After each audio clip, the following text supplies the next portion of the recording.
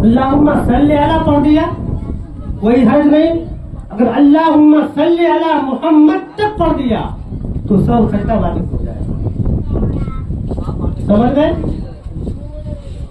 अल्लाहुम्मा सल्ली अला मुहम्मद तक पढ़ दिया भूले से, उसके बाद खड़े हो गए तो इतना तक भूल कर पढ़ने से सब सजदा वाजिब हो जाएगा, और पूरा अगर पढ़ दिया तो सब सजदा तो वाजिब हो ही गया।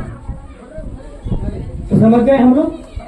ये सुन्नत मुअक्कदा पढ़ने का तरीका और सुन्नत गैर मुअक्कदा पढ़ने का तरीका।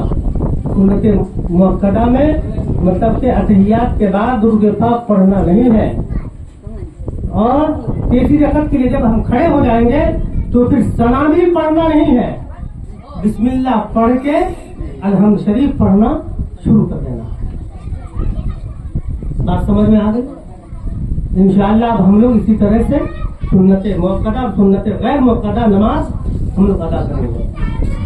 अब ये एक मसला हम लोग ये ध्यान में रखते हैं कि ईशा की 4 रकअत सुन्नत गैर मुअक्कदा है, पढ़े तो सवाब है और न पढ़े तो कोई गुनाह भी नहीं, कोई हर्ज भी नहीं। मगर जब हम मस्जिद में गए तो मस्जिद में वैसे हम बैठे क्यों रहेंगे?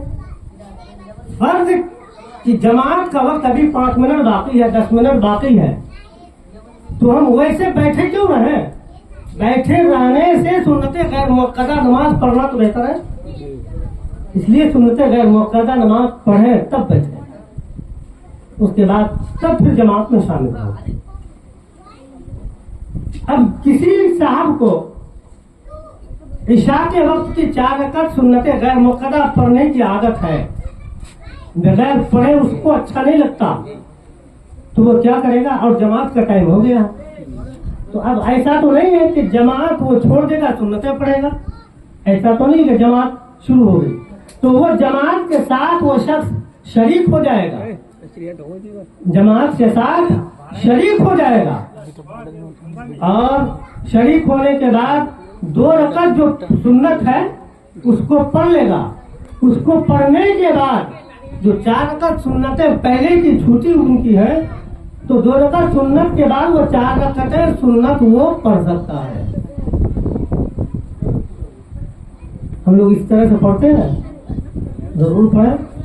अल्लाह तबारक व तआला हम तमाम लोगों को इस तरह से नमाज सुन्नत मुअक्कदा और सुन्नत गैर मुअक्कदा अदा करने की तौफीक अता फरमाए।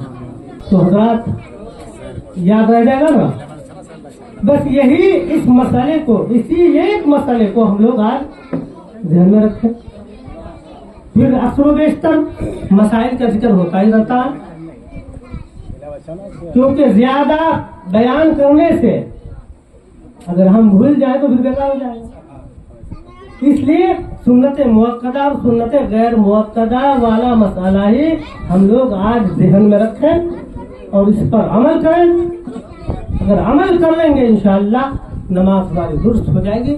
अल्लाह पाक इन मसाइल की रोशनी में हम सबों को नमाज अदा करने की तौफीक अता फरमाए, और ता ज़िंदगी अल्लाह पाक हम सबों को अपनी बारगाह में सर्वसुजूद होने की तौफीक अता फरमाए। वाक़िअ दअवाना अल्हम्दुलिल्लाहि रब्बिल आलमीन।